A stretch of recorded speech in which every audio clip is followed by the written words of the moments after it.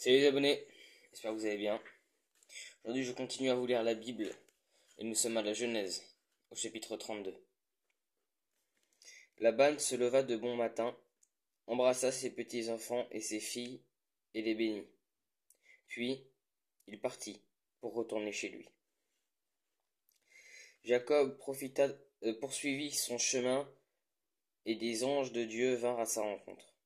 À leur vue, Jacob dit: C'est le camp de Dieu.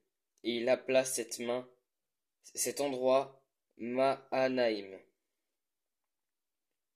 Jacob envoya devant lui des messagers à son frère Ésaü dans le pays de Séhir, dans le territoire d'Édom. Il leur donna cet ordre: Vous transmettrez ce message à mon seigneur Ésaü. Voici ce que dit ton serviteur Jacob. J'ai séjourné chez Laban et je suis resté jusqu'à maintenant.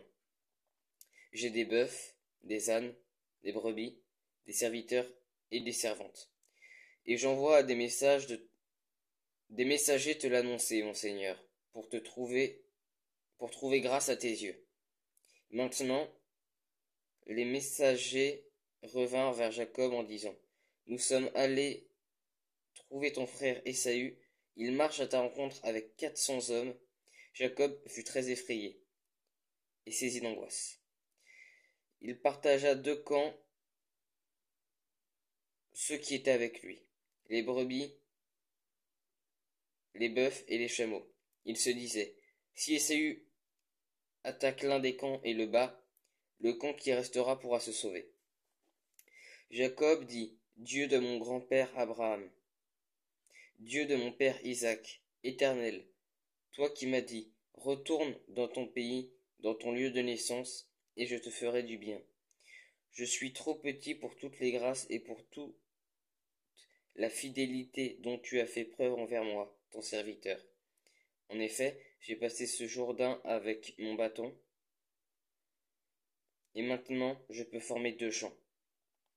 Délivre-moi de mon frère Ésaü, car j'ai peur qu'il ne vienne me frapper, sans épargner ni la mère ni les enfants. C'est toi-même qui as dit: Je te ferai du bien et je rendrai ta descendance pareil au sable de la mer, si abondant qu'on ne peut le compter.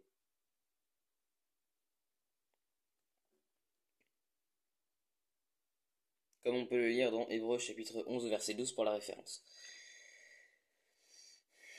C'est à cet endroit-là que Jacob passa la nuit. Il prit dans ce qu'il avait sous la main pour faire un cadeau à son frère Ésaü: 200 chèvres, 20 boucs, 200 brebis, 20 béliers, 3 chamelles avec leurs petits, qu'elles allaitaient, 40 vaches et 10 taureaux, 20 ânesses et 10 ânes. Il les remit à ses serviteurs, troupeau par troupeau séparément, et il dit à ses serviteurs: Passez devant moi en laissant un intervalle entre chaque troupeau. Il donna cet ordre au premier: Comme mon frère Ésaü te rencontrera et te demandera: À qui es-tu? Où vas-tu? À qui appartient ce troupeau devant toi? Tu répondras: À ton serviteur Jacob. C'est un cadeau envoyé à mon seigneur Ésaü. Le voici qui vient lui-même derrière nous.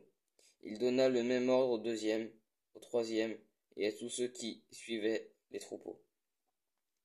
C'est le message que vous transmettrez à mon seigneur Ésaü quand vous le rencontrerez.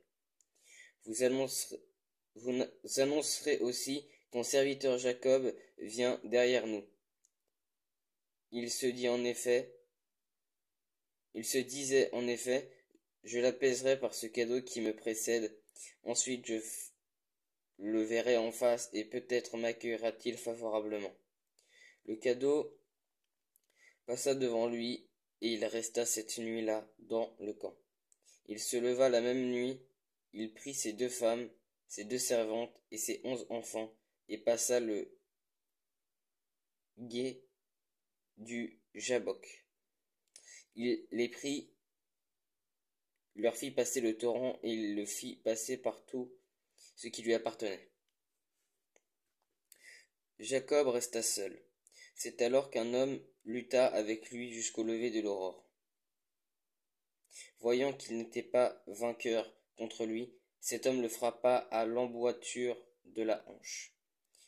Celle-ci se déboîta pendant qu'il luttait avec lui. Il dit: Laisse-moi partir car l'aurore se lève. Jacob répondit: Je ne te laisserai pas partir avant que tu ne m'aies béni. Il lui demanda: Quel est ton nom? Il lui répondit: Jacob. Il ajouta: Ton nom ne sera plus Jacob, mais tu seras appelé Israël, qui signifie littéralement celui qui lutte avec Dieu. Car tu as lutté avec Dieu et avec des hommes, et tu as été vainqueur. Jacob lui demanda: Relève-moi donc ton nom. Révèle-moi donc ton nom. Il répondit: Pourquoi me demandes-tu mon nom?